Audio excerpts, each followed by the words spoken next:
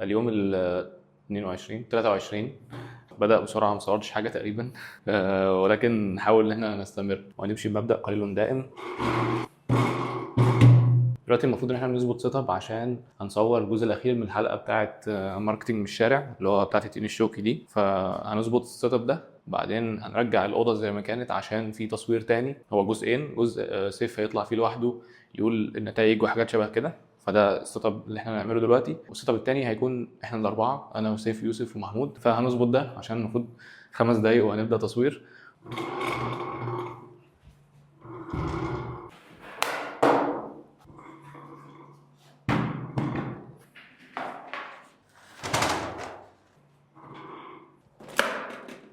الواحد دايما بيوقع في المشكله بتاعت ان هو محتاج يبقى بيعمل كل يوم فيديوهات، بس هو بيبقى عايز الفيديو طالع فيه فايدة وفيه كلام اللي هو مفيد، ما يبقاش الواحد طالع بيهرتل او بيقول اي حاجة وخلاص. بس الفكرة بقى ان الايام في الواقع مش كلها فيها حاجة ممكن تفيد اللي بيتفرج، فده بيخليني احيانا ببقى متردد ان انا اصور. يعني بحس ان هو خلاص مش لازم النهارده. مش كده بعدها ان الواحد بيبقى ما بيوقفش يوم، بيوقف تاني والتالت والرابع، فبيلاقي نفسه ان هو بطل خالص.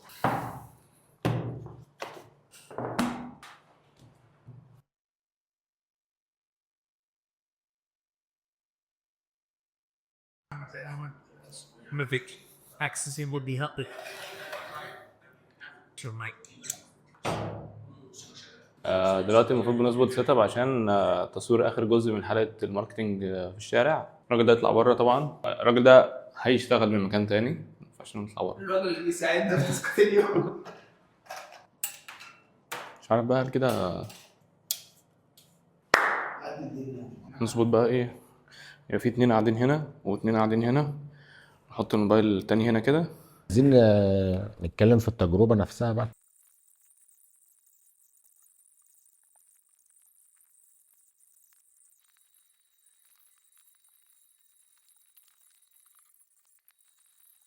قلت هيعدي الحلقه، هيعدي اكسبوجر الحلقه بتاعت الانترو. لا والله ملك، ملك دي صح. والله بومبو بومبو بومبو قديمه دي قديمه يا كوبري. احنا دلوقتي المفروض بنعمل وهنعمل هنفيجوال الفيديو اللي احنا السكريبت. لازم يتعمل له فيجواليزيشن، اللي هو كل كلمه مكتوبه او كل جمله ايه بقى اللي المفروض يظهر قدامها كفيجوال، حاجه تتشاف، سواء بقى جرافيكس او تصوير او كادرات ايا يكن. فهذا ما سنفعله الان، ويلا بينا. عايزين نعلم على الجماعه بتوع الكونتنت، عايزين نعلم عليهم في مجالنا، سيبك من الفيديو. نتعلم على مين يعني؟ ناخد اوضه ونسيف وكله. ونعمل شركه لنا لوحدنا. يا عم مش هزر. اول ما اقول البطل اللي هو اسمه كذا كذا، قلت لك ان احنا هنجيب المشهد نفسه ونبدل الوش والحاجات دي. في لقطه انا نسيت اخدها وقت كنا بنتفرج عليه امبارح.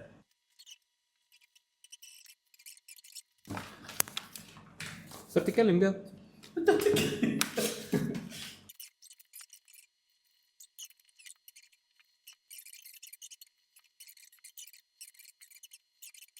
دي ممكن نعملها بنفس الطريقه بتاعت الواد كلاوي.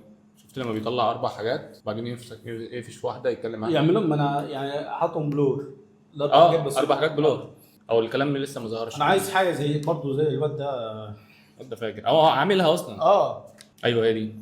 ممكن حاجه زي كده. هنلاقي 4 حاجات. انت ممكن تعملها بالورقه اللي هي بتلف تويست، اللي هي كارت كارت بس مهروسه. كارت. يعني احنا هنعمل ستايل، يعني هنعمل الايدنتيتي هدي شغاله عليه. هتلاقي لها بناء على الايدنتيتي هتلاقي لها، طيب ماشي، هتلاقي لها حاجه. بس هي دي الفكره يعني. يا خد سكرين. انت يا صاحبي ما بتكملش الفيديوهات للاخر. والله بكملهم يعني. يا عم اهو يا عم. لا والله بكمل. لا فمش عايز نفعل الربح. انا بحب الجزء الاول بصراحه بتاع الكواليس، اول ما تدخل تتكلم جد صوتك قاعد معاكم يعني اسمع ليه. سمعت ماشي يعني. عدالك المره دي يا عم. اهو كله وده والله سمعتهم دول على فكره. بس هو عشان هو باجي المره الثانيه بسمع جزء فما بتحسبش. انا يعني لما اجي اسمع ثاني بيتحسب من الاول. عم صدقك، والله العظيم يعني. عم صدقك عادي. واحد يعني.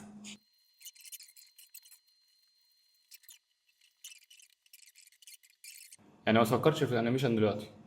مش هفكر يعني مش بس ممكن هنا تبقى بتعمل نفس الحاجات.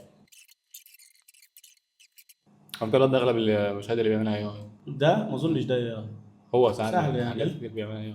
انا لسه منزل فيديو بعد الفيديو ده، منزل مشاهد بيوريك عملها ازاي بريك داون، عامل حاجات رهيبه يعني انت ما تصدقش ان هي معموله. شفت شغله اللي دخلت على الويب سايت بتاعه. ايوه يا عم ده بيقول لك قبل ما ابدا اليوتيوب كنت شغال مع ديزني ومش عارف ايه. قبل ما يبدا يوتيوب.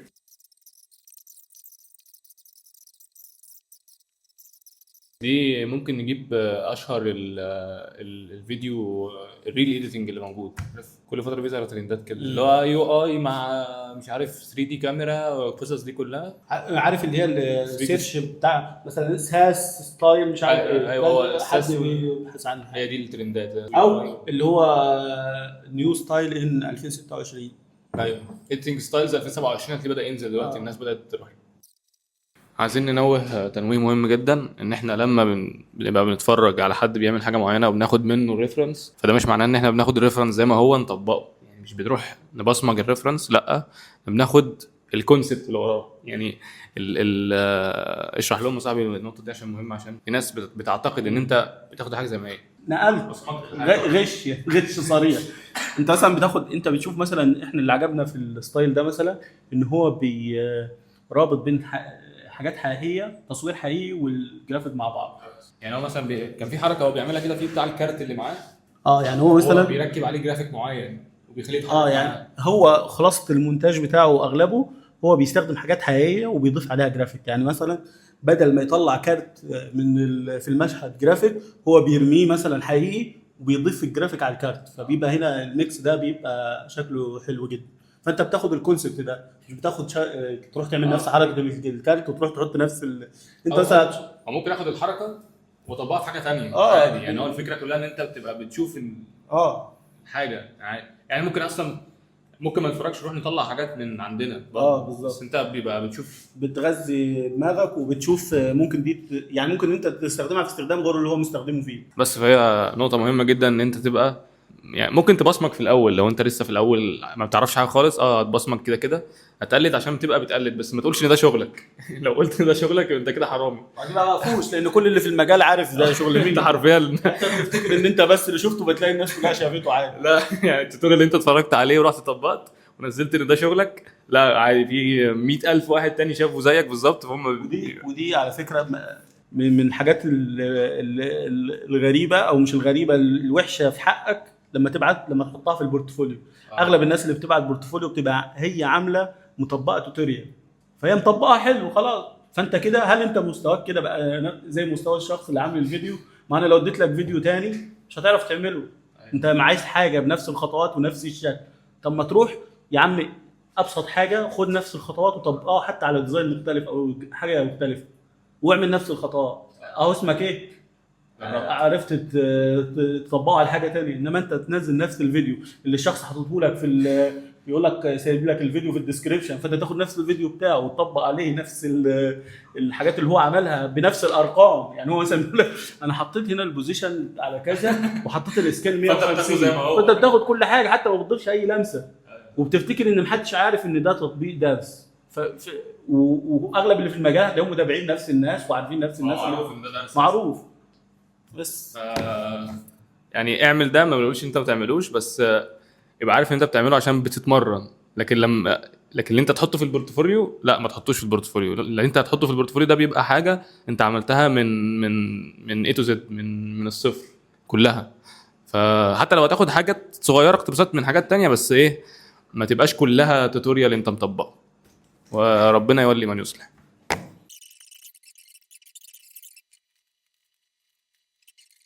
دي احنا ممكن نعمل شويه افكتس اللي هو الفيجوال illusion اللي هي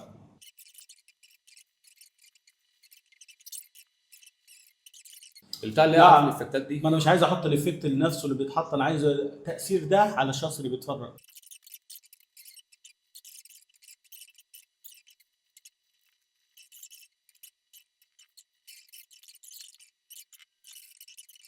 يا اما يبقى المشهد بادئ بان انت ماسك الموبايل وبعدين بيبدا الحاجات عماله تفلاش، الكاميرا بتقرب من ناحيتي من جنب جايبه نص وشك ده، تجيب الاول اول فريم وانت ماسك الموبايل، الفريم اللي بعده جامب كات تمام، والحاجات بقى الاوفر اللي على الموبايل عماله ترفلكت على وشك، وانت عليك بقى بتبرق كده جامد، وبعدين فجاه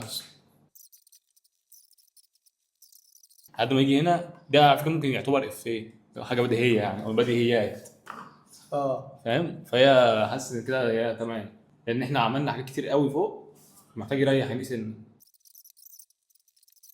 بعدين نريح 5 نصلي المغرب. ماشي.